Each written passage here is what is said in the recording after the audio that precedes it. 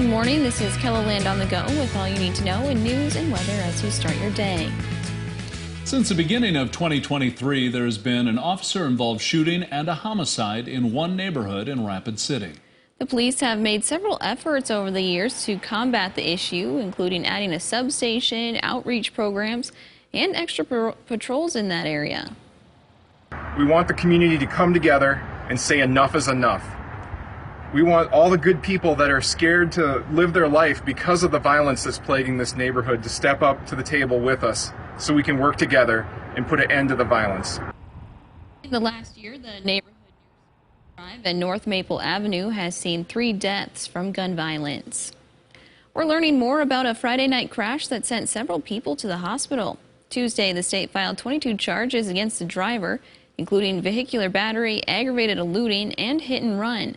Court documents say Colin Hansen was allegedly high on meth and speeding on the east side of Sioux Falls. Police say he refused to pull over and ran a red light at 10th and Sycamore. That's where he crashed into another vehicle. Altogether, 6 people were hurt, including 4 passengers in Hansen's car and 2 people in the second vehicle. The prosecutor said one of the victims suffered a broken collarbone and a brain bleed. The prosecutor also told the judge that Hansen had drugs with him, including meth and suspected fentanyl. After hearing both sides of the case, the judge set bond at $10,000 cash surety. An Iowa man faces several charges following a traffic stop on Monday. Police in Rock Valley, Iowa pulled over 57-year-old Terrence Busher Monday and thought he might be impaired. They called in the K-9 unit, which alerted them to illegal drugs inside the car. Officers say they found non-prescription Adderall pills, several packages of meth, as well as a loaded 9mm gun. Busher faces multiple charges, including intent to deliver a controlled substance and operating a vehicle under the influence. Watertown police are asking for the public's help in finding a dog that bit a person. Authorities say it happened at the dog park around 2 o'clock Monday afternoon. The owner left in a red vehicle right after the bite happened. The dog was named Missy and is described as brown with a white face. If you have any information about the incident, you're asked to call the Watertown Police Department.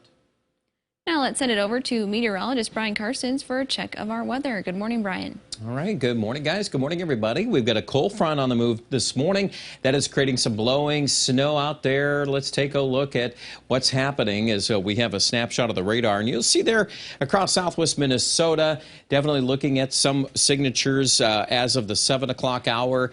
Blowing snow issues have been popping up on the road reports around Sisseton and that little section of south or west central Minnesota.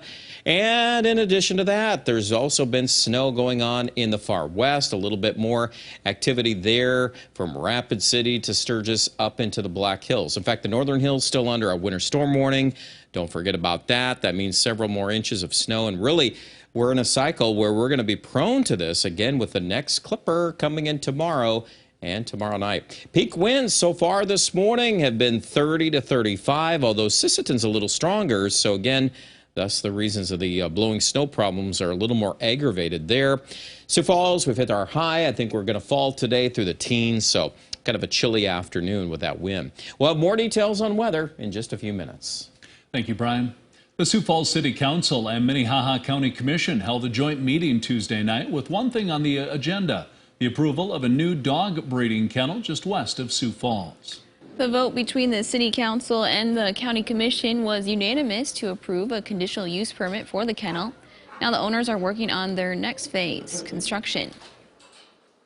Our plan is to start as soon as we can, like as soon as the snow melts and we have thawed ground. We'll start right away this spring, because we'll have to take down the pig barn first.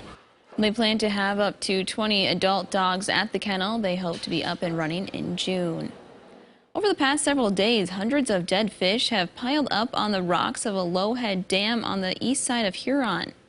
While city officials have a pretty good idea of what caused this massive killing, they're waiting to hear from Game Fish and Parks on what to do next. We have calls into our Game Fish and Parks. They are telling us that they will get back to us. We haven't heard anything back from them. We have a number that we've called every day. And we'd like to have some expert opinions on this because we're not experts. The city added a lot of rock down below the dam for safety reasons a few years ago, and they believe that too contributed to the problems, along with low water levels. Tonight, people in Kelloland will have a chance to weigh in on a proposed merger between two hospital systems.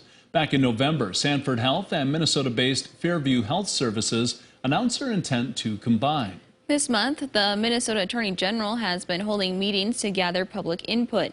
The next meeting is tonight in Worthington. It runs from 6 to 8 at the Worthington High School cafeteria. Livestock showmen of all ages are entering the ring at the 70th annual Sioux Empire Livestock Show. Crew's Michael Willard has been preparing his heifer for weeks for the 4-H show. For him, being in the show ring is about carrying on a long line family tradition.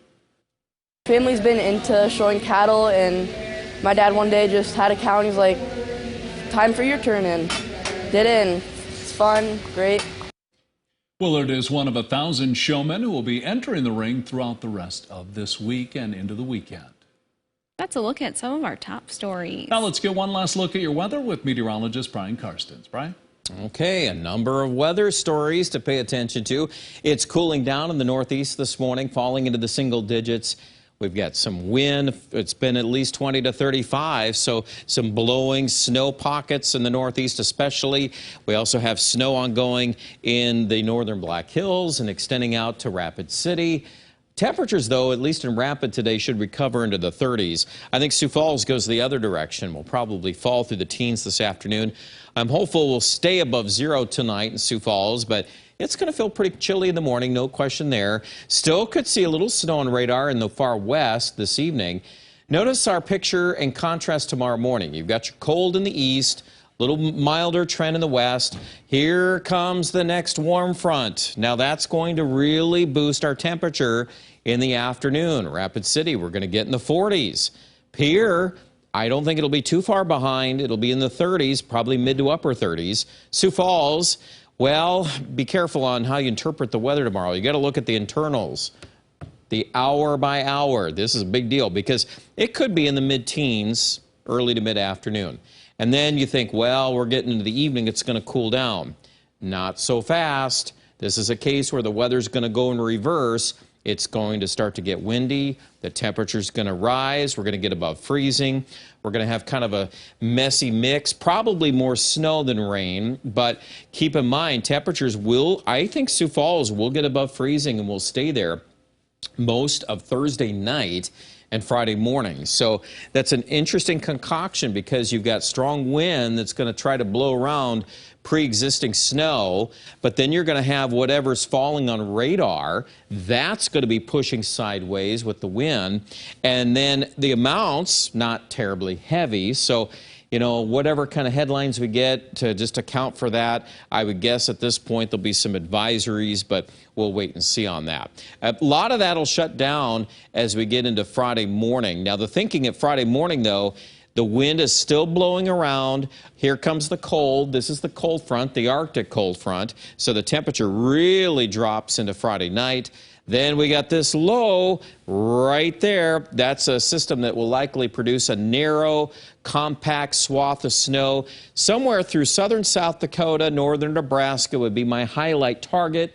We could see some shifts in that a little bit. But if you're Yankton, winter out to Rapid City, that's kind of the axis I would say is the best chance of that. And then there's even more fluffy snow maybe by late Sunday night, and the pattern thereafter is just cold. Let's take one last look at winds. There's our wind forecast today. Sioux Falls 20 to 35. It is moving some of the snow around. I think we'll get a break on that tonight. And then that next clipper, the one with the messy mix, see that increase in wind Thursday night. And I do have a sneaky suspicion that's going to play some problems on roads Friday morning, especially if the winds are over 40. That will be enough to create some a little more significant blowing and drifting snow. So that's what you need to pay attention to. Last thing on the 7-day forecast, we'll shift gears into colder weather. Single digits at best. we may have to drop some of these highs, but at least at this point, we'll try to be positive and say above 0 Sunday and Monday. Aberdeen will be very comparable. Sub-zero lows are very likely starting Saturday morning. And there could be a couple of days in here as we get a little better idea on the cold and how extensive it'll be. Probably some 20s, maybe even a 30 below 0 cannot be ruled out next week. Pierre Rapid, don't forget your Saturday's snow. That's the next swath that's coming through. It'll produce accumulation in both, probably Rapid more so than Pierre. And then you'll be in the teens in Rapid City for highs by early next week. More details at KENELLAND.com.